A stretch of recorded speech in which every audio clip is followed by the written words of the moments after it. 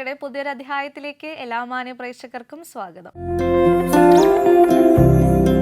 ഇന്നത്തെ നമ്മുടെ ചിന്താവിഷയം കൊലോസ്യർ 4-ാം അധ്യായം 12-ാം വാക്യം.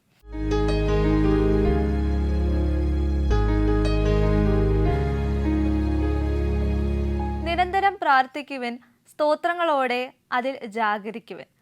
പ്രാർത്ഥന നമുക്ക് നൽകുന്ന അനുഗ്രഹവും അതിൻ്റെ ഒരു ബലവും അത് വേറെ തന്നെയാണ്. പ്രാർത്ഥിച്ചുകൊണ്ട് നമ്മുടെ ഓരോ ജീവിതം നയിക്കാം അല്ലെങ്കിൽ മുന്നേറാം. ഈ ചിന്തയോടെ ഇന്നത്തെ നമ്മുടെ വചന സമീക്ഷ നമുക്കിവിടെ ആരംഭിക്കാം. ഒരു ഗ്രാമത്തിൽ ഒരു ബാലൻ ഉണ്ടായിരുന്നു. അവന് വീട്ടിലെ അപ്പനും അമ്മയും സഹോദരങ്ങളൊക്കെ ഉണ്ടെങ്കിൽ പോലും അവന് ഏറ്റവും കൂടുതൽ ഇഷ്ടം അവൻ്റെ വീട്ടുമുറ്റത്ത് നിൽക്കുന്ന ഒരു വലിയ മരം തന്നെയാണ്. അവൻ എപ്പോഴും ആ മരത്തിൻ്റെ ചോട്ടിൽ പോയിരുന്ന് കുറേ കാര്യങ്ങളൊക്കെ പറയും. അപ്പോൾ കൊച്ചു പിള്ളേരാകുമ്പോൾ നമുക്കറിയാമല്ലോ, അവർക്ക് കൂട്ടുകൂടാനും ഒക്കെ അവർ ഇമാജിനറി വേൾഡിലാണ്. അപ്പോൾ ഇങ്ങനെ ആലോചിക്കുന്നു, മരത്തിനോട് സംസാരിക്കുന്നു, കാറ്റിനോട് സംസാരിക്കുന്നു, അങ്ങനെയൊക്കെ ഉള്ളൊരു ബാലൻ. അപ്പോൾ അവന് ഏറ്റവും കൂട്ടുകാരനായിട്ടുള്ളത് വീട്ടിൻ്റെ മുറ്റത്തിരിക്കുന്ന ഒരു വലിയൊരു മരം തന്നെയാണ്. അപ്പോൾ ഒരു ദിവസം അവൻ ആ മരത്തിനോട് പറഞ്ഞു, എനിക്ക് ഭയങ്കരമായിട്ട് വിശക്കുന്നുണ്ട്, നീ എനിക്ക് എന്തെങ്കിലും തായോ എന്ന് പറഞ്ഞു. അപ്പോൾ ആ മരം അതിലുണ്ടായ ഒരു ഫലം അതിന് താഴെ ഇട്ട് കൊടുത്തു. അപ്പം അവൻ അത് കഴിക്കുകയും ചെയ്തു. എന്നിട്ട് വീട്ടിൽ ചെന്നിട്ട് അമ്മയോടൊന്നും പറഞ്ഞ് അവരൊന്നും വിശ്വസിക്കത്തില്ല, ഒന്നാമത്തെ കാര്യം. പക്ഷെ അവനും ആ മരമായിട്ട് എന്തോ ഭയങ്കര ഒരു കോണ്ടാക്റ്റ് ഉള്ളൊരു കുട്ടിയായിരുന്നു ബാലൻ. കുറച്ച് ദിവസം കഴിഞ്ഞിട്ട് അവൻ കുറച്ച് വലുതായി. പിന്നീട് അവൻ ആ മരത്തിനോട് പറഞ്ഞു തുടങ്ങി, എനിക്ക് കുറച്ച് കാശ് വേണം, നീ എന്നെ ഒന്ന് സഹായിക്കുമോ എന്ന് ചോദിച്ചു. ആ മരം എന്ത് ചെയ്തു, അവിടെ നിന്നുള്ള കുറേ വൃക്ഷങ്ങളെല്ലാം താഴെ പറിച്ചിട്ടിട്ട് പറഞ്ഞു, നീ ഈ ഫലങ്ങൾ കൊണ്ടുപോയിട്ട് വിൽക്ക്, അതിൽ നിന്ന് നിനക്ക് ക്യാഷ് കിട്ടും, അങ്ങനെ നിനക്ക് ജീവിക്കാമല്ലോ എന്ന് പറഞ്ഞു. അപ്പോൾ ഈ പയ്യൻ എന്ത് ചെയ്തു, ആ ഫലങ്ങൾ മൊത്തം കളക്ട് ചെയ്ത് അവിടുത്തെ ഒരു ഗ്രാമത്തിൽ ഒരു കടയിൽ കൊണ്ടുപോയി കൊടുത്ത് വിറ്റ് കാശ് മേടിച്ചു. അപ്പോൾ അവൻ്റെ ജീവിതം കഴിഞ്ഞ് പൊക്കോണ്ടിരുന്നത് ഈ വൃക്ഷത്തിൻ്റെ സഹായത്താലായിരുന്നു. അവൻ്റെ ജീവിതത്തിൽ എന്തൊക്കെ അത്ഭുതങ്ങൾ ഉണ്ടായെന്ന് ഞാൻ നിങ്ങളോട് പറയാം. അതിന് മുമ്പേ നമ്മുടെ ആദ്യത്തെ കോൾ വരുന്നുണ്ട്. വചന സമീക്ഷയിലേക്ക് സ്വാഗതം. ആരാണ് വിളിക്കുന്നത്? കുഞ്ഞമ്മ തോമസ്, പത്തനംതിട്ട. വീട്ടിൽ ആരൊക്കെ ഉണ്ട്? ഞാനും ഹസ്ബൻഡേ ഉള്ളൂ. ആണല്ലേ. അമ്മ വർക്ക് വല്ലതും ചെയ്യുന്നുണ്ടോ അതോ? ഇല്ല, ഹൗസ് വൈഫാണ്. അപ്പോൾ വീട്ടിലുള്ളതുകൊണ്ട് തന്നെ എന്നും പള്ളിയിലൊക്കെ പോകാൻ പറ്റാറുണ്ടോ? ശരീരത്തിന് സുഖമുള്ളപ്പോഴൊക്കെ പോവും അല്ലേ. അപ്പച്ചൻ വർക്ക് വല്ലതും ചെയ്യുന്നുണ്ടോ അതോ? ഇല്ല, റിട്ടേൺ ആണ്. ജോലി എന്തായിരുന്നു? എന്ത് ജോലിയായിരുന്നു? ഞാൻ ഓയിൻജിസിയിലായിരുന്നു. ഓക്കെ, ശരി. അപ്പോൾ ഇപ്പൊ ഫുൾ റെസ്റ്റ് ടൈം ആണല്ലേ? അതെ. ഓക്കെ. അപ്പം ഏറ്റവും കൂടുതൽ കർത്താവായിട്ട് അടുത്ത് നിൽക്കാനും ബൈബിളും പള്ളിയൊക്കെ ആയിട്ടൊക്കെ ഭയങ്കരമായിട്ട് ചേർന്ന് നിൽക്കാൻ പറ്റുന്ന ഒരു സമയമാണല്ലേ?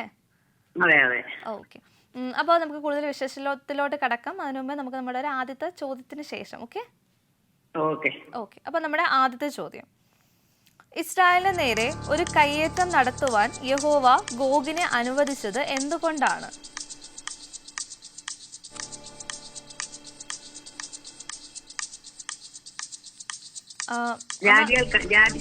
അന്ത്യകാലത്ത് ജാതികൾ കാണുകയും ഞാൻ എന്നെ തന്നെ നിങ്ങൾ വിശുദ്ധീകരിക്കുമ്പോൾ അവർ എന്നെ അറിയേണ്ടതിന്. അതെ, ശരിയായിട്ടുള്ള ഉത്തരമാണോ? ഉത്തരം, അന്ത്യകാലത്ത് ജനതകൾ കാണുകയും ഞാൻ എന്നെ തന്നെ നിന്നിൽ വിശുദ്ധീകരിക്കുമ്പോൾ അവർ എന്നെ അറിയേണ്ടത്.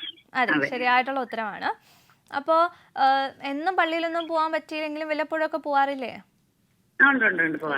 അപ്പോൾ പള്ളികളിൽ പോകാൻ പറ്റാത്ത ദിവസങ്ങൾ ബൈബിളും വായനയും കാര്യങ്ങളൊക്കെ ആയിരിക്കും അല്ലേ? പ്രോഗ്രാം കാണും. ശരി. അപ്പോ എപ്പോഴെങ്കിലൊക്കെ ബൈബിള് വായിച്ചു തീർക്കാൻ പറ്റിയിട്ടുണ്ടോ? കംപ്ലീറ്റ് ഇല്ല, എന്നാലും ഓരോ ചാപ്റ്റർ ഇങ്ങനെ ബൈബിൾ വരുമ്പോഴൊക്കെ വായിച്ച് തീർക്കുന്നുണ്ട് അല്ലേ? അപ്പോ ബൈബിളിൽ നിന്ന് ഏറ്റവും ഇഷ്ടപ്പെട്ട ഒരു കഥാപാത്രം ആരായിരിക്കും അമ്മയ്ക്ക്? എനിക്ക് ഇയ്യോബിനെ ഇഷ്ടമാണ്. ഇയ്യോബിനെ ഇഷ്ടമാണ്. എന്തുകൊണ്ടായിരിക്കും? ഇയ്യോബിനെ ഒത്തിരി കഷ്ടങ്ങളും പ്രയാസങ്ങളും ഒക്കെ വന്നപ്പോഴും ദൈവത്തെ തള്ളിപ്പറയാതെ ദൈവത്തെ വിശ്വസിച്ചുകൊണ്ട് ജീവിച്ചു. ഭാര്യ പറഞ്ഞ പറഞ്ഞിട്ടും പറഞ്ഞില്ല. നിഷ്കളങ്കന നേരുള്ളവനൊക്കെ ആയിരുന്നു. അങ്ങനെ എല്ലാ ഗുണങ്ങളും ഉള്ളവനായിരുന്നു ഇയ്യോബ്. ദൈവത്തെ ഒരിക്കലും തള്ളിപ്പറയത്തില്ലായിരുന്നു. എന്തെല്ലാം കഷ്ടം സഹിച്ചിട്ട് ദൈവത്തെ വിട്ടുപിരിച്ചിട്ടില്ല. അങ്ങനെയൊക്കെ നല്ല ഗുണങ്ങളൊക്കെ ഉണ്ടായിരുന്നു. അതെ. ഇയ്യോബിനെ പോലെ ജീവിക്കാനൊക്കെ ശ്രമിച്ചിട്ടുണ്ടോ? അങ്ങനെയാണോ ജീവിക്കുന്നത്? അങ്ങനെ നമുക്ക് പറ്റത്തില്ലല്ലോ, ശ്രമിക്കുന്നുണ്ട്. അപ്പോൾ ഇയ്യോബിനെ പോലെ ജീവിതത്തിൽ എന്തെങ്കിലുമൊക്കെ പ്രതിസന്ധികളും കഷ്ടതകളൊക്കെ വരുമ്പോൾ കർത്താവിനെ, അതായത് നിനക്കിതൊന്നും കണ്ടുകൂടെ, അല്ലെങ്കിൽ നിനക്കിതൊക്കെ ഒന്ന് ചെയ്തു തന്നൂടെ എന്നൊക്കെ ചോദിച്ചിട്ടുണ്ടോ കർത്താവിനോട്? ഇല്ല. പ്രാർത്ഥിക്കുമല്ലേ? അതെ, അത് ശരിയാണ്. കർത്താവിന്റെ കരവും ബലവും ഒക്കെ അത് വലുതാണല്ലേ? അതെ അതെ മനുഷ്യന് നമ്മളെ സംരക്ഷിക്കുന്നതിലും കൂടുതൽ നമ്മളെ സംരക്ഷിക്കുന്നതും കാത്തു പരിപാലിക്കുന്നതൊക്കെ കർത്താവ് തന്നെയാണ് അല്ലേ? അതെ അതെ അതെ. ഓക്കെ അമ്മ, ഓക്കെ. അപ്പോൾ നമുക്ക് നമ്മുടെ അടുത്ത ചോദ്യത്തിലോട്ട് കിടക്കാവേ. ആ ആ ഗോഗ് ഇസ്രായേലിന് നേരെ വരുന്നത് ഏത് ദിക്കിൽ നിന്നുമായിരുന്നു? അപ്പോൾ ഇസ്രായേൽ ജനത്തിന്റെ അവസ്ഥ എന്തായിരുന്നു? വടക്കേറ്റത്തുനിന്ന് സുരക്ഷിതരായി വസിക്കുമ്പോൾ. അതെ, ശരിയായിട്ടുള്ള ഉത്തരമാണ്. വരുന്നത് ദിക്ക്, നമ്മുടെ ദിക്ക് വടക്കേ അറ്റത്ത് നിന്നും വടക്കേറ്റത്തു നിന്ന് തന്നെ. അതെ അതെ, സുരക്ഷിതരായിട്ട് വസിക്കുമ്പോഴാണ് അല്ലേ? അതെ. ഓക്കെ അമ്മ, ഓക്കെ. അപ്പോൾ ഇപ്പം ഏതെങ്കിലും ഒരു വചനം നമ്മളോട് ഷെയർ ചെയ്യാൻ തോന്നുന്നുണ്ടോ? പറയാം. ഞാൻ തന്നെ എന്റെ ഓഹരി അവകാശമാകുന്നു. സംഖ്യാപുസ്തകം 18:20. എന്തുകൊണ്ടായിരിക്കും ഇത് ഏറ്റവും കൂടുതൽ ഇഷ്ടപ്പെടാനുള്ള കാരണം? ദൈവം നിന്നോട് ഓഹരി അവകാശം ഒക്കെ അല്ലയോ. അതുകൊണ്ടാണല്ലേ? Okay okay. അപ്പൊ നമുക്ക് നമ്മുടെ അടുത്ത ചോദ്യത്തിലോട്ട് കിടക്കാവേ. ഇസ്രായേലിനെതിരായി വരുന്നുവെന്ന് പ്രവാചകന്മാർ മുഖാന്തരം അനേക വർഷങ്ങളായി പ്രവചിച്ചു കൊണ്ടിരുന്നത് ആരെ കുറിച്ചായിരുന്നു? അതെ അതെ, ശരിയായിട്ടുള്ള ഉത്തരമാണ്. ഉത്തരം ഗോഗിനെ കുറിച്ച്. അപ്പൊ നമ്മുടെ അവസാനത്തെ ചോദ്യത്തിലോട്ട് കടക്കുന്നതിന് മുന്നേ ആയിട്ട് നമുക്ക് വേണ്ടിട്ട് ഒരു പാട്ടൊക്കെ പാടിത്തരുമോ? ഓക്കെ അമ്മ. ഇത്രത്തോളം എന്നെ ആഴമായി സ്നേഹിപ്പാൻ ഞാനും എൻ കുടുംബവും എന്തുള്ളൂ. ഇത്രത്തോളം എന്നെ ആഴമായി സ്നേഹിപ്പാൻ ഞാനും എൻ കുടുംബവും എന്തുള്ളൂ. ഇത്ര ശ്രേഷ്ഠമായതെല്ലാം തന്നിടുവാൻ എന്തുള്ളൂ യോഗ്യത നിൻ മുൻപിൽ. ഇത്ര ശ്രേഷ്ഠമായതെല്ലാം തന്നിടുവാൻ എന്തുള്ളൂ യോഗ്യത നിൻ മുൻപിൽ. ഓക്കെ അമ്മ, പെട്ടെന്ന് തീർന്നുപോയി. Thank you. ഓക്കെ അമ്മ, ഓക്കെ. അപ്പൊ താങ്ക് യു കേട്ടോ. നമുക്ക് നമ്മുടെ അവസാനത്തെ ചോദ്യത്തിലോട്ട് കിടക്കാവേ. ഓക്കെ. ഏത് ദിവസമാണ് യഹോവയുടെ ക്രോധം അവന്റെ മുഖത്ത് ജ്വലിക്കുകയും ചെയ്യുന്നു എന്ന് പറഞ്ഞത്? അതെ അതെ, ശരിയായിട്ടുള്ള ഉത്തരമാണ്. ഉത്തരം ഇസ്രായേൽ ദേശത്തിനെതിരായി ഗോഗ് വരുന്ന ആ ദിവസം. ഓക്കെ അമ്മ. അപ്പൊ ഇന്നത്തെ നമ്മുടെ 4 ചോദ്യങ്ങൾക്കും കറക്റ്റ് ആയിട്ടുള്ള ഉത്തരവൊക്കെ നൽകിയിട്ടുണ്ട്. ഓക്കെ അമ്മ. അപ്പൊ ഇനിയും ഞങ്ങളുടെ വചന സമീക്ഷയിലോട്ട് വിളിക്കുക, പ്രാർത്ഥനയിലൊക്കെ ഓർക്കുക കേട്ടോ. ഉണ്ട് ഉണ്ട് ഉണ്ട്. ഓക്കെ അമ്മ, താങ്ക് യു. അമ്മയായിരുന്നു നമ്മളെ വിളിച്ചിട്ടുണ്ടായിരുന്നത്. നല്ലോണം പാട്ടും കഥയൊക്കെ നമ്മളോട് ഷെയർ ചെയ്തു. അപ്പോൾ അമ്മ ഇനിയും ഞങ്ങളെ വിളിക്കുക, പ്രാർത്ഥനയൊക്കെ ഓർക്കുകയും ചെയ്യാം. അപ്പോൾ നമ്മുടെ കഥയുടെ മറ്റു ഭാഗത്തിലോട്ട് നമുക്ക് തിരിയാം. അപ്പോൾ ഈ പയ്യൻ ഓരോ ദിവസങ്ങൾ കഴിയുന്നതും വളർന്നു വരികയാണ്. അപ്പോൾ ആഗ്രഹങ്ങളും അതുപോലെ വളർന്നു ഇരിപ്പുണ്ട്. അപ്പോൾ കുറച്ച് ദിവസം കഴിഞ്ഞപ്പോഴത്തേനും ആദ്യം അവന് വിശപ്പായിരുന്നു, പിന്നെ പണമായി, പിന്നെ അവൻ പറഞ്ഞു എനിക്കൊരു വീട്, നല്ലൊരു വീട് വെക്കണം, നീ എന്നെ ഒന്ന് സഹായിക്കും ചോദിച്ചപ്പോൾ മരം പറഞ്ഞു എനിക്ക് നിറയെ കൊമ്പുകൾ നിൽക്കുമല്ലോ, എനിക്ക് നിറയെ ശിഖരങ്ങളുണ്ടല്ലോ, നീ അത് വെട്ടിമുറിച്ച് നിനക്കൊരു നല്ലൊരു പാർപ്പിടം വെച്ചോ എന്ന് പറഞ്ഞു. അപ്പോൾ ഇവൻ ആ മരത്തിന് വേദനിക്കുമെന്നോ അല്ലെങ്കിൽ മരം അത് സന്തോഷത്തോടെ അല്ല തരുന്നത് നമുക്കറിയാം. പക്ഷെ അവൻ അതുപോലും ചിന്തിക്കാതെ അവൻ്റെ സ്വാർത്ഥതയ്ക്ക് വേണ്ടിയിട്ട് അവനതെല്ലാം ചെയ്യുന്നുണ്ട്. കുറച്ച് ദിവസം കഴിഞ്ഞപ്പോഴത്തേനും അവന് പിന്നെയും ആവശ്യങ്ങൾ വന്നു തുടങ്ങി. അപ്പോൾ മരം ഓരോന്നായിട്ട് പറഞ്ഞു തുടങ്ങി, നീ എൻ്റെ ഇലകളെടുത്തോ, വേണമെങ്കിൽ നീ എൻ്റെ ഇലകളെടുത്തോ, എൻ്റെ തണ്ടെടുത്തോ, എല്ലാം എടുത്തോ എന്ന് ആ മരം ഇങ്ങനെ അവനോട് പറയുന്നുണ്ട്. അവനൊരു കരുണ പോലും കാണിക്കാതെ ആ മരത്തെ ദ്രോഹിച്ചുകൊണ്ടിരിപ്പുണ്ട്. അപ്പോൾ ആ മരവും അവന് തമ്മിലുള്ള ബന്ധം എത്ര നാൾ പോയെന്നും അവൻ്റെ ജീവിതത്തിൽ എന്തൊക്കെ ഉണ്ടാകുന്ന ഞാൻ നിങ്ങളോട് പറയും. അതിനുമ്പോൾ നമുക്ക് ഒരു കോൾ വരുന്നുണ്ട്. വചന സമീക്ഷയിലേക്ക് സ്വാഗതം. ആരാണ് വിളിക്കുന്നത്? ജോസഫ്. എവിടെന്നാ? ഫ്രം കോട്ടയം. കോട്ടയത്ത് നിന്ന്. വീട്ടിൽ ആരൊക്കെ ഉണ്ട്? വീട്ടിൽ ഇപ്പോൾ ആരുമില്ല മോനെ, ഞാൻ മാത്രം. ഒറ്റയ്ക്കാണോ? ഭർത്താവുണ്ട് കൂടെ. അപ്പച്ചൻ എന്നാ എടുക്കുക? ഞാന് ഹൗസ് വൈഫാണ്. മോനുണ്ട് കൂടെ. മോനെ ജോലിക്ക് പോയി. എന്ത് ജോലിയാ? അവന് സ്കൂളിലെ ക്ലർക്കാണ്. ഓക്കെ. അപ്പച്ചനോ? അപ്പച്ചൻ വർക്കെല്ലാം ചെയ്യുന്നുണ്ടോ? അപ്പച്ചൻ 11 വർഷമായി നിത്യതയെ ചേർത്തിട്ട്. ശരി, അങ്ങനെ കടന്നുപോയി. ഓക്കെ അമ്മ, ഓക്കെ. കുഴപ്പമില്ല, അതൊക്കെ ശരിയാവും. കർത്താവ് അറിയാതെ ജീവിതത്തിൽ ഒന്നും സംഭവിക്കില്ല എന്നാണല്ലോ. ഇല്ല മോനെ, അങ്ങ് ചെന്ന് കാണാമല്ലോ എന്നുള്ള പ്രത്യാശയിൽ ഞാൻ ഇരിക്കുന്നു. അതെ അതെ, അത് വലിയ കാര്യമാണല്ലേ. തീർച്ചയായിട്ടും ഞാൻ ഓരോ ദിവസവും ഓർക്കും നമ്മുടെ കഴിയുമ്പോൾ കാണാമല്ലോ എന്ന്. അതെ അതെ, ശരിയാണ് ശരിയാണ്. ഇപ്പൊ കഷ്ടതകളൊക്കെ അധികം ഉള്ളതുകൊണ്ട് തന്നെ കർത്താവായിട്ട് അധികം ചേർന്ന് നിൽക്കുന്നുണ്ടല്ലേ? തീർച്ചയായിട്ടും അതെ, ദൈവമല്ലേ ഉള്ളൂ നമുക്ക് ആശ്രയം. ദൈവമുള്ള അത് ശരിയാണ്. ജീവിതത്തിൽ ഓരോ പ്രതിസന്ധികളും വരുമ്പോഴും നമ്മൾ കർത്താവിൽ നിന്നും പിന്തിരിഞ്ഞു പോവാതെ കർത്താവായിട്ട് അതിശക്തമായിട്ട് തിരിച്ചു വരണം അല്ലേ? ചില ബുദ്ധിമുട്ടുകളൊക്കെ എനിക്ക് ആദ്യകാലത്ത് ഫീൽ ചെയ്ത് ഒരു 2-3 മാസത്തേക്ക് വയ്യെന്നുള്ള ഒരു ചോദ്യം ദൈവത്തോടുണ്ടായിരുന്നു. അതൊരു കൂട്ടായ്മയ്ക്ക് പോകാനോ പുറത്തേക്ക് പോകാനോ ഒക്കെ അതെന്നെ മനസ്സിനെ അങ്ങോട്ട് ഇതാക്കിയില്ല. പിന്നെ ദൈവശബ്ദം ഞാൻ കേൾക്കാനിടയായി. നിങ്ങളും പുറപ്പെട്ട് തൊഴുത്തിൽ നിന്ന് വരുന്ന കാളക്കിടാക്കളെ പോലെ വിളിച്ചാടും. ആ ശബ്ദം എന്നെ ദൈവാത്മാവ് കേൾപ്പിച്ച് ഒരു രാത്രിയില്. അതോടെ ഞാന് എന്റെ ആ ചിന്തയ്ക്കൊക്കെ മാറ്റം വരുത്തി വീണ്ടും രാവിലെ ആയ സമയത്ത് വേറൊരു ദേവദാസൻ എന്നെ വിളിച്ച് പ്രാർത്ഥനയ്ക്ക് കടന്നു വരണമെന്ന് പറയുകയും ചെയ്തു. രാത്രിയിലെ ഈ എന്റെ കേൾവിയും രാവിലത്തെ ഈ ദേവദാസന്റെ വിളിയും കൂടി ആയപ്പോൾ ശരിയായിട്ടും ദൈവം എന്നോട് സംസാരിച്ചെന്ന് മനസ്സിലാക്കുകയും ഞാൻ കടന്നു പോവുകയും ചെയ്തു. അതുപോലെ കുറച്ച് ദൈവത്തോട് അടുത്ത് പോകുന്നു. വചനത്തിൽ പറയുന്നുണ്ടല്ലോ, കർത്താവിന്റെ പ്രവൃത്തി നമ്മളെ നിറവേറാൻ വേണ്ടിയിട്ടാണ് ഓരോ കഷ്ടതകളൊക്കെ നമ്മുടെ ജീവിതത്തിൽ വരുത്തുന്നതും തരുന്നതും അല്ലേ? അപ്പൊ അമ്മ നല്ല ബോൾഡായിട്ടിരിക്കുക. ഞങ്ങൾ എല്ലാരും പ്രാർത്ഥനയിൽ ഓർക്കുന്നുണ്ട്. അപ്പച്ചനെ പെട്ടെന്ന് സൗഖ്യമാവട്ടെ കേട്ടോ. ഇല്ല, അപ്പച്ചൻ കടന്നുപോയി. അത് ശരിയാവും.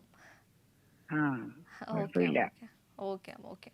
അപ്പോ നമുക്ക് നമ്മുടെ വചന സമീക്ഷയില് 4 ചോദ്യങ്ങളായിരിക്കും ചോദിക്കേണ്ടായിരിക്കുക. നമുക്ക് നമ്മുടെ ആദ്യത്തെ ചോദ്യത്തിലോട്ട് കടന്നാലോ?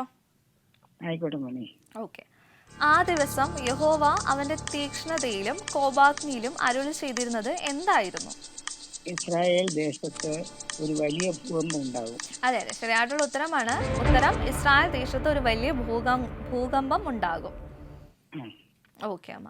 അപ്പോ ഈ വചനങ്ങളൊക്കെ എഴുതുന്ന സ്വഭാവം ഉണ്ടോ? ബൈബിൾ എഴുതുന്ന സ്വഭാവം വല്ലതും ഉണ്ടോ? റെഫറൻസ് ഒക്കെ ഇങ്ങനെ എഴുതുക. ഒരു അരമണിക്കൂർ ഇന്ന് രാവിലെ ഞാൻ എഴുതി. ഞാൻ കേൾക്കുന്നതൊക്കെ ആദ്യം ഒന്ന് നോട്ട് ചെയ്ത് ചെറുതായിട്ട് വെക്കും. പിന്നീട് ഞാനൊരു ബുക്കില് എലാബറേറ്റ് ആയിട്ട് അത് എഴുതി വെക്കും, ഡേറ്റ് ഇട്ട് ഞാൻ കേൾക്കുന്നതൊക്കെ. കാരണം അടുത്ത തലമുറയ്ക്ക് എന്റെ കാലം കഴിഞ്ഞാലും ആരെങ്കിലും എന്റെ ഈ ഇതൊക്കെ വായിക്കണം എന്നൊരു തോന്നൽ എനിക്കുണ്ട്. അതെ, ആ ചിന്ത വലുതാട്ടോ. നമ്മളിൽ അത് ഒതുങ്ങി നിൽക്കാതെ മറ്റുള്ളവരിലേക്ക് അത് ഷെയർ ചെയ്യുക, അല്ലെങ്കിൽ തന്റെ മക്കളുടെ മക്കൾക്ക് അതൊക്കെ കിട്ടാൻ ആഗ്രഹിക്കുക എന്നൊക്കെ പറഞ്ഞത് വലിയൊരു കാര്യമാണ്. അങ്ങനെ എന്റെ മാതാപിതാക്കള് പകർന്നു തന്നത് കൊണ്ടാണ് ഞാൻ ഇങ്ങനെ പിടിച്ചു നിൽക്കുന്നത്. അതെ, ശരിയാണ്. അത് വളരെ ശരിയാണ്. അപ്പൊ അത് നല്ലൊരു ചിന്തയാണ് കേട്ടോ. പിന്നെ അവർക്കൊക്കെ വേണ്ടിയിട്ട് സേവ് ചെയ്യുക. അപ്പൊ ഈ എഴുതി വെച്ചിട്ടൊക്കെ അത് കാണാണ്ട് പഠിക്കുവോ? എങ്ങനെയാ ചെയ്യുന്നേ? കാണാതെ പഠിക്കുന്നല്ല, ഓരോ ഇൻസിഡന്റും നമ്മുടെ ലൈഫുമായിട്ട് കണക്റ്റഡാ. അതെ, ശരിയാണ്. കാണാതെ പഠിക്കുകയല്ല, നമുക്കൊരു അനുഭവങ്ങൾ വരുമ്പോഴത്തേക്കും ആ വചനം നമ്മളെ ഓർപ്പിക്കും. അത് ശരിയാ. അപ്പോ ജീവിതത്തിൽ ഉണ്ടായ ഒരു അനുഭവം പറയാൻ പറ്റുമോ? ഇപ്പൊ ഇത്രയും വചനങ്ങളൊക്കെ വായിക്കെടുക്കുകയൊക്കെ ചെയ്തപ്പോൾ അത് റിലേറ്റ് ചെയ്ത് എന്തെങ്കിലും ഒരു ജീവിതാനുഭവം ഞങ്ങളോടൊന്ന് ചെറുതായിട്ടൊന്ന് ഷെയർ ചെയ്യാൻ പറ്റുമോ? പറയാം. കർത്താവിന്റെ അത്ഭുതങ്ങൾ എന്ന് പറഞ്ഞാല് നമുക്ക് ഒരിക്കൽ പോലും ചിന്തിക്കാൻ പറ്റാതെ നമ്മുടെ കണക്കിനകത്ത് ഒതുങ്ങുന്നതല്ല കർത്താവിന്റെ അത്ഭുതം. ഞാന് ഞങ്ങളുടെ വീട്ടില് ഒരു ഉപവാസ പ്രാർത്ഥന വെച്ചു. അപ്പം ഞാൻ എന്റെ മനസ്സിൽ ആഗ്രഹിച്ചു എല്ലാവർക്കും ഫുഡൊക്കെ കൊടുക്കണം, ചോറും കറിയൊക്കെ ആയിട്ട് തന്നെ. അപ്പൊ അന്ന് വളരെ പരിമിതമായ സാമ്പത്തിക വഴികളേ ഉള്ളൂ. ഇന്നത്തെ വെച്ച് നോക്കുമ്പോ യാതൊരു സൗകര്യമില്ല. ഗ്യാസ് ഇല്ല, വിറകടുപ്പ്, പിന്നെ പറമ്പിലുള്ള കരിയിലെല്ലാം അടിച്ച് ചാക്ക് നിറച്ചു വെച്ചിട്ട് ഞാൻ കത്തിക്കും. അങ്ങനെയുള്ള ആ സമയത്ത്, വളരെ ഞെരുങ്ങിയ സമയത്ത് ഞാനിങ്ങനെ ആഗ്രഹിച്ച് അവർക്ക് ഭക്ഷണം കൊടുക്കുമ്പോൾ ഇറച്ചി കൂടെ വേണമെന്നൊരാഗ്രഹം എനിക്ക് വന്നു. ആകെ കയ്യില് 18 രൂപയേ ഉള്ളൂ. അപ്പൊ ഞാൻ എന്റെ ഒരു കസിനെ, അവന് ഇതിലൊന്നിലും വലിയ വിശ്വാസമുള്ള ആളല്ല, അവനിവിടെ വന്ന് നിൽക്കുന്ന സമയത്താണ്. അപ്പൊ ഞാൻ പറഞ്ഞു, കൊച്ചെ ഈ 18 രൂപയുള്ളു, നീ ഇത് കൊണ്ടുപോയിട്ട് 1 കിലോ ഇറച്ചി മേടിക്കണം, അതിനുള്ള എന്തെങ്കിലുമൊക്കെ മേടിച്ചോണ്ട് വരണമെന്ന് പറഞ്ഞു. അവനത് മേടിച്ചോണ്ട് വന്നു. അത്ഭുതം എന്ന് പറയട്ടെ, ഞങ്ങൾ അത് കറി വെച്ചു. വന്ന് 10-20 പേരുണ്ടായിരുന്നു പ്രാർത്ഥനയ്ക്ക്. ആ. വിളമ്പുന്ന സമയത്ത് ഞാൻ വിളമ്പാറില്ല, എല്ലാം വെച്ച് മേശപ്പുറത്ത് വെച്ചിട്ട് വിളമ്പുന്ന സമയത്ത് ഒരു പ്രാവശ്യം പോലും ഞാൻ ആരോടും പിടിച്ച് വിളമ്പണം അല്ലെ ഒന്ന് ശ്രദ്ധിക്കണം എന്നൊന്നും പറഞ്ഞില്ല. പറഞ്ഞിട്ടില്ല. ആ. അവരവരുടെ ഇഷ്ടത്തിന് വിളമ്പി എല്ലാരും ഊണ് കഴിഞ്ഞ് പോയി നോക്കുമ്പോഴേക്കും ആ ബാക്കി കറി ഞങ്ങൾ 2 ദിവസം വെച്ച് കൂട്ടി. ഓക്കേ. അത് അവന് ഭയങ്കര അത്ഭുതമായിപ്പോയി. എന്നോട് പറഞ്ഞു, കൊച്ചമ്മയെ നമ്മൾ 1 കിലോ ഇറച്ചി മേടിച്ചിട്ട് ഇത്രയും. അപ്പൊ ഞാൻ പറഞ്ഞു, ഇതാണ് അവനിതിലൊന്നും വലിയ വിശ്വാസം, ക്രിസ്ത്യാനിയൊക്കെയാ, ഈ വലിയ അത്ഭുതത്തിലോ ഇത് മാജിക്കായിട്ടേ അവന് തോന്നുള്ളൂ. അതെ അതെ മനസ്സിലായി. ഞാനിത് അവന്റെ നേരിൽ അവൻ കണ്ടതാ, അവൻ തന്നെ വാങ്ങിക്കൊണ്ട് വന്നതാ. അപ്പൊ ഞാൻ പറഞ്ഞു 5 അപ്പം കൊണ്ട് 5000 പോഷിപ്പിച്ചെന്ന് പറയുമ്പോ നമുക്ക് ചിന്തിക്കാൻ പറ്റുമോ? അതെ അതെ ശരിയാ. 5 അപ്പം ഇവിടെ കിടക്കുന്നു, 5000 പുരുഷാരം ഇവിടെ കിടക്കുന്നു. ശരിയാണ്. അപ്പൊ അതെന്റെ ജീവിതത്തില് അതെനിക്ക് കണക്റ്റഡായി. കണക്റ്റഡായി എന്നല്ല, എനിക്ക് എന്റെ കസിനെ അത് അവനെ ആ വിശ്വാസത്തിലേക്ക് കടന്നു വരാനിടയായി. ഓക്കെ. അതെ അതെ, അത് വലിയൊരു അത്ഭുതമാണ് ശരിക്കും. അമ്മ ഇത് പറയുമ്പോഴേ എന്റെ മനസ്സിൽ പെട്ടെന്ന് ഇതായിരുന്നു, ബൈബിളിൽ നിന്ന് 5 അപ്പം 5000 അത് വിഭജിച്ചു കൊടുത്തതായിരുന്നു ഞാൻ ഓർത്തുകൊണ്ടിരുന്നത്. കർത്താവ് എത്രയോ വലിയവനാണല്ലേ. ഞാൻ പറഞ്ഞു, എന്റെ നിസ്സഹായ അവസ്ഥയില് എന്റെ ആഗ്രഹം ഞാൻ ദൈവത്തോട് പറഞ്ഞു, ദൈവമക്കൾ കടന്നു വരുന്നവരെ ശരിക്കും ട്രീറ്റ് ചെയ്യാന്നുള്ളത് എനിക്ക് ആഗ്രഹമായി എപ്പോഴും, ഇന്നും അന്നും എന്നും അങ്ങനെ. ഞാൻ അതിനൊരു കുറവ് വരുത്താതെ ദൈവത്തോട് പറഞ്ഞു. പക്ഷെ സാമ്പത്തികമൊക്കെ വളരെ കുറവായിരുന്നു മുന്നേ, വളരെ കുറവ്. ഇന്ന അവസ്ഥയ്ക്കൊക്കെ ദൈവം മാറ്റം തന്നു. അതെ, കർത്താവിനൊരു പദ്ധതി ഉണ്ടല്ലോ, അത് നാശത്തിനുള്ളതല്ല ക്ഷേമത്തിനുള്ള പദ്ധതി ആണ് എന്നാണല്ലോ വചനം നമ്മളെ ഓർമ്മിപ്പിക്കുന്നത്. അത് അല്ല, എന്റെ മോള് എന്റെ 82ാമത്തെ ബർത്ത്ഡേക്ക് അവള് എന്റെ ഫോണിലേക്ക് കുറെ നുറുങ്ങുകളെന്നും പറഞ്ഞ് എഴുതിയ കൂട്ടത്തില് അവൾ എഴുതിയിരിക്കുന്നു, ഞാൻ ആദ്യം വായിച്ച ബൈബിൾ എന്റെ മമ്മിയുടെ ബൈബിളാ. ആദ്യം വാക്യം കേട്ടത് എന്റെ മമ്മിയുടെ വായിൽ നിന്നാ എന്നൊക്കെ പറഞ്ഞ് അവൾ എഴുതിയിരിക്കുമ്പോ ഞാൻ ഓർത്തു. ഞാൻ പറഞ്ഞ, മോനെ അത് എനിക്കല്ല, എന്റെ അമ്മച്ചിക്കാ കോംപ്ലിമെന്റ് വരണ്ടേ, എന്റെ അമ്മച്ചി എന്നെ പഠിപ്പിച്ചോണ്ടല്ലേ. അതെ ശരിയാണ്. അതെ, അതൊരു വലിയ സാക്ഷ്യമാണ് കേട്ടോ. Thank you. ദൈവം നടത്തും. അതെ ശരിയാണ്. ഓക്കെ അമ്മ, ഓക്കെ. അപ്പൊ നമുക്ക് നമ്മുടെ അടുത്ത ചോദ്യത്തിലോട്ട് കിടക്കാവേ. ഓരോരുത്തരും അവനവന്റെ സഹോദരത്തിനെതിരായി പ്രയോഗിക്കുവാൻ യഹോവ വിളിച്ചു വരുന്നത് എന്താണ്? ഓരോരുത്തരും അവനവന്റെ സഹോദരനെതിരായി പ്രയോഗിക്കുവാൻ യഹോവ വിളിച്ചു വരുന്നത് എന്താണ്? അതെ അതെ, ശരിയായിട്ടുള്ള ഉത്തരമാണ്. ഉത്തരം യഹോവയുടെ സകല പർവ്വതങ്ങളിൽ നിന്നും വാൾ. ഓക്കെ അമ്മ, അപ്പൊ നമുക്ക് നമ്മുടെ അടുത്ത ചോദ്യത്തിലോട്ട് കിടക്കാവേ. യഹോവ ഗോഗിനെ ന്യായം വിധിക്കുന്നത് എങ്ങനെയായിരുന്നു?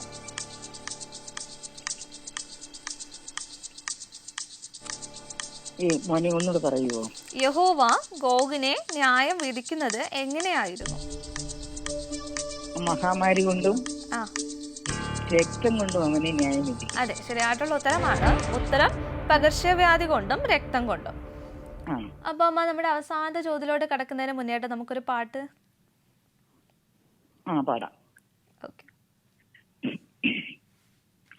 കരുതുന്നവൻ ഞാനല്ലയോ, കലങ്ങുന്നതെന്തിനു നീ, കണ്ണുനീരിന്റെ താഴ്വരയിൽ കൈവിടുകയില്ല ഞാൻ നിന്നെ, കണ്ണുനീരിന്റെ താഴ്വരയിൽ കൈവിടുകയില്ല ഞാൻ നിന്നെ. എന്റെ മഹത്വം കാണുക നീ, എന്റെ കയ്യിൽ തരിക നിന്നെ, എന്റെ മഹത്വം കാണുക നീ, എന്റെ കയ്യിൽ തരിക നിന്നെ, എന്റെ കരത്തിൽ നിന്നെ വഹിച്ചു എന്നും നടത്തിടും താരയിൽ, എന്റെ കരത്തിൽ നിന്നെ വാഹിച്ചു എന്നും നടത്തിടും താരമേ. മോനെ, ഓ ഓ കേട്ടോണ്ടിരിക്കുവാണ്. താങ്ക് യു കേട്ടോ. ഈ പാട്ടേ ഉം, ഉം, ഉം. നമ്മുടെ വീട്ടിലെ ഒരു മീറ്റിങ്ങില് ഒരു ഷീബ എന്ന് പറഞ്ഞ ഒരു സഹോദരി പാടിയാണ് ഞാൻ ആദ്യമായിട്ട് കേട്ടത്. ഓക്കെ. ഈ ഇടയ്ക്ക് ടിവിയില് ഈ പാട്ട് എഴുതിയത് പീറ്റർ ജോർജ് എന്ന് പറഞ്ഞ ഒരു ദേവദാസനാ. Okay okay. ആ നല്ല പ്രായാധിക്യത്തിലുള്ള ഒരു ദേവദാസൻ. എന്റെ ഒരു അഭിമുഖത്തിൽ ഞാൻ കേട്ടതാ അദ്ദേഹത്തിന്റെ ജീവിതത്തിന്റെ അനുഭവം. വാടക കൊടുക്കാതിരുന്ന സമയത്ത് ഓണർ ഇറക്കി വിട്ടപ്പോൾ 2-3 കുഞ്ഞുങ്ങളുമായിട്ട് എങ്ങോട്ട് പോണെന്നറിയാതെ ഇറങ്ങി പോകുന്നതായ സമയത്ത് ഒരു 2 നില വീടിന്റെ ഓണർ വന്ന് എങ്ങോട്ട് പോകുന്നെന്ന് ചോദിച്ചിട്ട് ആ വീട്ടിലേക്ക് കൂട്ടിക്കൊണ്ടുപോയി നിങ്ങൾ ഇവിടെ താമസിച്ചോളാൻ പറഞ്ഞ അനുഭവം. അങ്ങനെ അന്ന് എഴുതിയ പാട്ടാണ് കരുതുന്നവൻ ഞാനല്ലയോ എന്ന് ആ ദേവദാസൻ പറഞ്ഞു കേട്ടു. പാട്ടല്ലേ? അതെനിക്കത് കേട്ടപ്പോൾ ഞാൻ ഓർത്തു, എത്രയോ അനുഭവത്തിന്റെ വെളിച്ചത്തിൽ അങ്ങനെ എഴുതിയത്. അതെ അതെ, ശരിയാണ് ശരിയാണ്. നമ്മളത് പാട്ട് നമ്മൾ ശ്രദ്ധിച്ച് കേൾക്കുമ്പോഴും മനസ്സിലാവും അല്ലേ? ആ ദേവദാസൻ ഇങ്ങനെ ടിവിയിലെ പവർ സ്റ്റേഷനിലെ അഭിമുഖത്തിൽ പറഞ്ഞതാ. അതും എനിക്കൊരു പുതിയ അനുഭവം. താങ്ക് യു അമ്മ. ഞാനിങ്ങനെ ഈ ഓരോ ചാനലും മാറി നമ്മുടെ ചാനലില്ലാതെ വെക്കുന്നു ദേവദാസന്മാരുടെ അനുഭവങ്ങള്. ഓക്കെ അമ്മ, ഓക്കെ ഓക്കെ, ശരി ശരി ശരി. അപ്പൊ അമ്മ നമുക്ക് നമ്മുടെ അവസാനത്തെ ചോദ്യത്തിലോട്ട് കിടക്കാവേ. അവസാനത്തെ ചോദ്യം ആയിക്കോട്ടെ മോനെ. ഗോഗിന്റെയും അവന്റെ കൂടെയുള്ള ജനതകളുടെയും പരാജയത്തിലൂടെ സാക്ഷ്യപ്പെടുത്തുന്നത് എന്താണ്? ഇങ്ങനെ ഞാൻ എന്നെ തന്നെ മഹത്വീകരിക്കുകയും എന്നെ തന്നെ വിശുദ്ധീകരിക്കുകയും പല ജാതികളും കണ്ട് എന്നെ തന്നെ വെളിപ്പെടുത്തുകയും ചെയ്യും. ഓക്കെ അമ്മ, ഓക്കെ. ശരിയായിട്ടുള്ള ഉത്തരമാണ്. ഉത്തരം ഞാൻ യഹോവ ആകുന്നുവെന്ന് അവർ അറിയുന്നതിന്. ഓക്കെ അമ്മ, താങ്ക് യു കേട്ടോ. 4 ചോദ്യങ്ങൾക്കും ശരിയായിട്ടുള്ള ഉത്തരം നൽകിയിട്ടുണ്ട്. അപ്പോ ഇന്നത്തെ കോള് ഒരു സ്പെഷ്യൽ ആയിരുന്നു. കാരണം പുതിയൊരു അറിവ് ലഭിച്ചു, വലിയൊരു സാക്ഷ്യം കേട്ടു. അപ്പോ അമ്മയ്ക്ക് വേണ്ടി അമ്മയുടെ കുടുംബങ്ങൾക്കൊക്കെ വേണ്ടിയിട്ട് ഞങ്ങൾ പ്രാർത്ഥിക്കുന്നുണ്ട്. എല്ലാരെയും ഓർത്ത് പ്രാർത്ഥിക്കുന്നു. ഓക്കെ അമ്മ, ഓക്കെ, താങ്ക് യു കേട്ടോ. നിങ്ങളുടെ വീട്ടുകാരൊക്കെ ഓർത്ത് ഞങ്ങളും പ്രാർത്ഥിക്കുന്നുണ്ട്. തീർച്ചയായിട്ടും സന്തോഷം. ഓക്കെ അമ്മ, thank you. God bless you. Thank you. Saramma അമ്മച്ചിയാണ് നമ്മളെ വിളിച്ചിട്ടുണ്ടായിരുന്നത്. പുതിയൊരു നല്ലൊരു അറിവും നല്ല പാട്ടും ഒക്കെ പാടി തന്നു. അപ്പോൾ അമ്മയുടെ വീട്ടിലും കുറച്ച് ബുദ്ധിമുട്ടുകളുണ്ട്. ആൾ ഭയങ്കര ബോൾഡായിട്ട് എല്ലാ കാര്യങ്ങളും നോക്കുന്നുണ്ട്. അപ്പോൾ കണ്ടിന്യൂ ആയിട്ട് ഇതുപോലെ ചെയ്യണം അമ്മ. പ്രാർത്ഥനയിലൊക്കെ ഞങ്ങൾ ഓരോരുത്തരെ ഓർക്കുക. വചന സമീക്ഷയിലോട്ട് ഇനി വിളിക്കുകയും ചെയ്യാം. അപ്പോൾ നമ്മുടെ കഥയുടെ മറ്റു ഭാഗത്തിലൂടെ നമുക്ക് തിരിയാം. അപ്പോൾ ഇതെല്ലാം കഴിഞ്ഞിട്ട് ഈ പയ്യൻ ഓരോ ആവശ്യങ്ങളായിട്ട് ആ മരത്തിനോട് ഇങ്ങനെ പറയുന്നുണ്ട്. ശരിക്കും മരം അവൻ്റെ ആവശ്യത്തിന് വേണ്ടി മുറിച്ച് പകുതിയാകുന്നുണ്ട്. അപ്പോൾ അവൻ്റെ വാർദ്ധക്യ കാലം എത്തി. അപ്പോൾ അവൻ ഈ ഒരു സമയം കഴിയുമ്പോഴത്തേനും നമുക്കുണ്ടായിരുന്ന പണവും പ്രൗഢിയും ഒക്കെ പോയി കഴിയുമ്പോൾ അവസാനം ഉണ്ടാകുന്നത് നമ്മുടെ ഇനിഷ്യൽ സ്റ്റേജിലുള്ളവർ മാത്രമായിരിക്കും. അപ്പോൾ ഈ പയ്യൻ്റെതും അവസാനം ഉണ്ടായിരുന്നത് ആ മുറിച്ച് അവൻ ദ്രോഹിച്ച ആ മരം മാത്രമേ ഉണ്ടായിരുന്നുള്ളൂ. അതിൽ ചെറിയ തിളിർപ്പൊക്കെ വീണ് വലിയൊരു മരം, അതൊരു കുഞ്ഞൊരു മരം, ഇവൻ്റെ ആവശ്യത്തിന് വേണ്ടി തന്നെ മുറിച്ച് ഒരു കുഞ്ഞു മരവും അതിൽ ചെറിയ ഇലകളും കിളിർപ്പൊക്കെ ആയിട്ട് നിൽപ്പുണ്ട്. ഇവൻ വയസ്സായി, ഇവനെ നോക്കാൻ ആരുമില്ലാതെയായി. ഇവൻ അവസാനം ആ മരത്തിനോട് തന്നെ വന്ന് പറയുന്നുണ്ട്, എനിക്കൊരു അഭയം തരുമോ എന്ന് ചോദിക്കുന്നുണ്ട്. അപ്പോൾ ആ മരം എന്ത് മറുപടി കൊടുത്തു എന്ന് ഞാൻ നിങ്ങളോട് പറയാം. അതിന് മുമ്പേ നമുക്ക് അവസാനത്തെ ഒരു കോൾ വരുന്നുണ്ട് കേട്ടോ. വചന സമീക്ഷയിലേക്ക് സ്വാഗതം. ആരാണ് വിളിക്കുന്നത്? സജിമോളാണ്. എവിടെ നിന്നാണ്? തിരുവനന്തപുരത്ത് നിന്ന്. വീട്ടിൽ ആരൊക്കെയുണ്ട്? ഹസ്ബൻഡ് ഉണ്ട്, 2 മക്കളുണ്ട്. ഓക്കെ, എന്താ ചെയ്യുവാണ്? മൂത്ത മോൻ ഗൾഫിലാണ്, അബ്ദാബിയിലാണ്. രണ്ടാമത്തെ മോള് ജർമ്മനെല്ലാം പഠിച്ചു കഴിഞ്ഞിട്ട് ഇപ്പൊ BBA ചെയ്യുന്നുണ്ടോ? ഓക്കെ. ഹസ്ബൻഡോ? ഹസ്ബൻഡ് ഡ്രൈവറാണ്. ഓക്കെ. അപ്പോൾ അമ്മ ഹൗസ് വൈഫാണോ? ഹൗസ് വൈഫാണ്. ഓക്കെ. അപ്പോൾ വീട്ടിലുള്ളതുകൊണ്ട് തന്നെ നല്ലോണം പ്രാർത്ഥനയും കാര്യങ്ങളൊക്കെ ആണല്ലേ? കുഴപ്പമില്ലാതെ ഉണ്ട്. ഓക്കെ. അപ്പോൾ നമ്മുടെ വചന സമീക്ഷയിൽ നമുക്ക് 4 ചോദ്യങ്ങളായിരിക്കും ചോദിക്കേണ്ടായിരിക്കും കേട്ടോ. ഓക്കെ. അപ്പോൾ നമുക്ക് നമ്മുടെ ആദ്യത്തെ ചോദ്യത്തിലോട്ട് കിടക്കാവേ. ഓക്കെ. എങ്ങനെയെല്ലാമാണ് താൻ യഹോവ ആകുന്നുവെന്ന് ജനത്തിന് വെളിപ്പെടുത്തിയത്?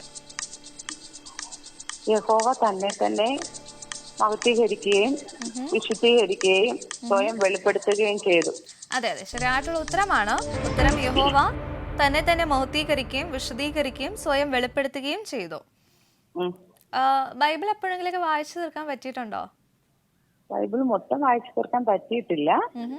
എന്നാലും സങ്കീർത്തനം മൊത്തം വായിച്ചിട്ടുണ്ട്. ഉം. ഇപ്പൊ ബൈബിൾ എഴുതുന്നുണ്ട്. ഉം. ആണോ? പുതിയ ബൈബിൾ നിയമം എഴുതുന്നുണ്ടോ? തുടങ്ങി. പുതിയ നിയമം തുടങ്ങി. പുതിയ നിയമം സ്റ്റാർട്ടിംഗ് ആണോ?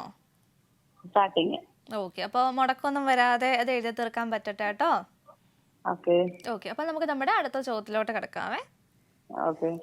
ഞാൻ നിനക്കെതിരെ ആയിരിക്കുന്നു എന്ന് ആരെക്കുറിച്ച് പ്രവചിച്ചു പറയാനാണ് യഹോവ യെഹെസ്കേലിനോട് കൽപ്പിച്ചത്? മോശ്, മേശക്ക്, അതെ. ദൂബൽ ഉം. എന്നിവയുടെ മുഖ്യ പ്രഭുവായ ഉം.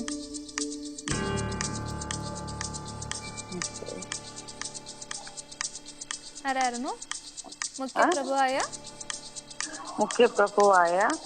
ഗോഗ്. ഗോഗ്. അതെ, ശരിയായിട്ടുള്ള ഉത്തരമാണ്. ഉത്തരം റോഷ്, മേശക്, തൂബൽ എന്നിവരുടെ മുഖ്യ പ്രഭുവായ ഗോഗ്. ഓക്കെ, നമുക്ക് നമ്മുടെ അടുത്ത ചോദ്യത്തിലോട്ട് കിടക്കാം. നിന്നെ വടക്കേ അറ്റത്ത് നിന്ന് പുറപ്പെടുവിച്ച് എവിടെയാണ് വരുത്തുന്നത്? ഇസ്രായേൽ പർവ്വതങ്ങളിൽ. അതെ, ശരിയായിട്ടുള്ള ഉത്തരമാണ്. ഉത്തരം ഇസ്രായേൽ പർവ്വതങ്ങളിൽ. അപ്പോൾ അവസാനത്തെ ചോദ്യത്തിലോട്ട് കിടക്കുന്നതിന് മുന്നായിട്ട് നമുക്ക് വേണ്ടിയിട്ടൊരു ബൈബിൾ വചനം ഷെയർ ചെയ്യാൻ പറ്റുമോ? വിശ്വാസത്തോടെ പ്രാർത്ഥന രോഗി സൗഖ്യമാക്കും, കർത്താവ് അവനെ എഴുന്നേൽപ്പിക്കും,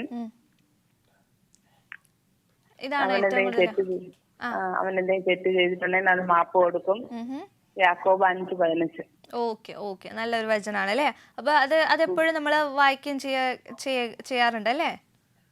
ഉണ്ട്. എന്തെങ്കിലും അസുഖങ്ങൾ വരുമ്പോ ഞാൻ ഈ വാക്യമാണ് എന്റെ മനസ്സിൽ എപ്പോഴും ഉരുവിട്ടുകൊണ്ടിരിക്കുന്നത്. അതിൻ്റെതായ അത്ഭുതം നമ്മൾ അവിടെ നടക്കുന്നുമുണ്ട്. അതെ, ശരിയാണ്. ഓക്കെ, വചനത്തിന്റെ ശക്തി ഏറ്റവും വലുതാണല്ലേ. ഓക്കെ. അതെ, ഓക്കെ. അപ്പൊ നമുക്ക് നമ്മുടെ അവസാനത്തെ ചോദ്യത്തിലോട്ട് കിടക്കാമേ. ഓക്കെ. നിന്റെ ഇടങ്കൈയിൽ നിന്ന് തെറിപ്പിക്കുന്നതും നിന്റെ വലങ്കൈയിൽ നിന്ന് വീഴ്ത്തി കളയുന്നതും എന്താണ്? നിന്റെ വില്ല്, നിന്റെ അമ്പ്. അതെ അതെ, ഇടങ്കൈയിൽ നിന്ന് തെറിപ്പിക്കുന്നത് നിന്റെ വില്ലും വലങ്കൈയിൽ നിന്ന് വീഴ്ത്തി കളയുന്നത് നിന്റെ അമ്പുമാണ്. അപ്പൊ 4 ചോദ്യങ്ങൾക്കും ശരിയായിട്ടുള്ള ഉത്തരം നൽകിയിട്ടുണ്ട്. അപ്പോൾ ഇനി വചന സമീക്ഷയിലോട്ട് വിളിക്കണം, പ്രാർത്ഥനയിലൊക്കെ ഞങ്ങളെ ഓർക്കുകയും ചെയ്യണം കേട്ടോ. Okay, thank you. ഗോഡ് ഞങ്ങൾക്ക് ബ്ലെസ് വേണ്ടി പ്രാർത്ഥിക്കാം. യു. Okay okay. സജിയമ്മയായിരുന്നു നമ്മളെ വിളിച്ചിട്ടുണ്ടായിരുന്നത്. ഒരു ഹൗസ് വൈഫ് ആണ്. നമ്മളോട് ചോദ്യങ്ങൾക്കൊക്കെ കറക്റ്റായിട്ടുള്ള ഉത്തരം പറഞ്ഞു, നല്ലൊരു വചനമൊക്കെ നമുക്ക് വേണ്ടി ഷെയർ ചെയ്തു. താങ്ക് യു കേട്ടോ. ഇനിയും ഞങ്ങളെ വചന സമീക്ഷയിലോട്ട് വിളിക്കുക, പ്രാർത്ഥനയിൽ ഓർക്കുകയും ചെയ്യുക. അപ്പോൾ നമ്മുടെ കഥയുടെ ബാക്കി അവസാന ഭാഗത്തിലോട്ട് നമുക്ക് തിരിയാം. അപ്പോൾ അവസാനമായിട്ടും അവൻ ഒരു ആഗ്രഹം ചോദിച്ചപ്പോൾ ആ വൃക്ഷം നിറവേറ്റി കൊടുക്കുന്നുണ്ട്. അവൻ പറഞ്ഞു, നീ എൻ്റെ ചുവട്ടിൽ വന്ന് കിടന്ന് ഉറങ്ങിക്കോ എന്നാണ് ആ വൃക്ഷം ആ മകനോട് പറഞ്ഞത്. ശരിക്കും നമ്മൾ ഈ സ്റ്റോറി എന്നുള്ള രീതിയിൽ ചിന്തിക്കുമ്പോൾ മരത്തിന് ഇമ്പോർട്ടൻസ് കൊടുക്കും. പക്ഷെ നമ്മൾ ഒരു യാദൃശ്യമായിട്ട് അല്ലെങ്കിൽ യാഥാർത്ഥ്യമായിട്ട് അത് ചിന്തിക്കുമ്പോൾ ആ മരം എപ്പോഴും നമ്മുടെയൊക്കെ വീട്ടിലെ മാതാപിതാക്കൾ തന്നെയാണ്. നമുക്ക് എന്ത് വേണം അല്ലെങ്കിൽ നമ്മുടെ ആവശ്യം എന്താണെന്ന് തിരിച്ചറിഞ്ഞ് അവരുടെ ചോരയും വിയർപ്പും ഒക്കെ നീരാക്കി നമുക്ക് വേണ്ടി അവർ ഇൻവെസ്റ്റ് ചെയ്യും. പക്ഷെ അവസാനം ഒരു കാലഘട്ടം വരുമ്പോഴത്തേനും നമ്മൾ അവരൊക്കെ ഉപേക്ഷിക്കുന്നത് പതിവാണ്. ഇന്നത്തെ കോളിൽ സാറാമ്മ പറഞ്ഞതുപോലെ ആ അമ്മയുടെ മകള് ബർത്ത്ഡേക്ക് ഫസ്റ്റ് പറഞ്ഞൊരു കാര്യമുണ്ട്. ഞാൻ ആദ്യമായിട്ട് വചനം വായിച്ചു തുടങ്ങിയത് അമ്മ എഴുതിയിരുന്ന ബുക്കിൽ നിന്നാണ്. അതൊരു വലിയൊരു കാര്യമാണ്. നമ്മൾ വചനങ്ങളോ അല്ലെങ്കിൽ നമ്മുടെയൊക്കെ ഉണ്ടായ ഒരു സ്പിരിച്വൽ ലൈഫ് അത് മക്കളിലേക്ക് നമ്മൾ പകർന്നു കൊടുക്കുക. അപ്പോൾ കർത്താവിൻ്റെ വഴി എന്താണെന്ന് നമ്മൾ തിരിച്ചറിയുകയും കർത്താവ് എന്തൊക്കെയാണ് എങ്ങനെയൊക്കെയാണ് ജീവിക്കാൻ പഠിപ്പിച്ചത് എന്ന് നമ്മൾ ഓരോരുത്തരും മനസ്സിലാക്കുകയും ചെയ്യും. ഇപ്പോഴത്തേക്ക് കാലഘട്ടത്തിൽ എല്ലാവരും ലോകസുഖങ്ങളും അല്ലെങ്കിൽ സ്വന്തമായിട്ട് എന്തെങ്കിലുമൊക്കെ ഉണ്ടാക്കണം എന്നൊരു ചിന്തയിൽ നടക്കുമ്പോൾ സ്വന്തം മക്കളെ ആവശ്യമുള്ള രീതിയിൽ കെയർ ചെയ്യാനോ അവരെ പ്രാർത്ഥിപ്പിക്കാനോ അവരെയൊക്കെ ബൈബിൾ പഠിപ്പിക്കാനോ പള്ളിയിലോട്ട് കൊണ്ടുപോകാനോ ഒക്കെ അവർ ഒരു ഇമ്പോർട്ടൻസ് കൊടുക്കാണ്ട് നമ്മൾ കാണുന്നുണ്ട്. അപ്പോൾ ഈ ചിന്തയോടെ നമ്മുടെ ഓരോരുത്തരുടെയും ജീവിതത്തിൽ കർത്താവിന് ഇമ്പോർട്ടൻസ് കൊടുത്തും സ്വന്തം അപ്പനും അമ്മയ്ക്ക് ഇമ്പോർട്ടൻസ് കൊടുത്തും അവരെ സ്നേഹിച്ചും ഒക്കെ നമുക്ക് ജീവിക്കാം. ഇന്നത്തെ വചന സമീക്ഷ ഇവിടെ അവസാനിക്കുകയാണ്. നല്ല ചോദ്യങ്ങളും നല്ല നല്ല കോളുകളുമായിട്ട് ഇനിയും ഞാൻ നിങ്ങളുടെ മുന്നിൽ വരുന്നതായിരിക്കും. അതുവരെ കർത്താവ് എപ്പോഴും നിങ്ങളെ അനുഗ്രഹിക്കട്ടെ. Thank you.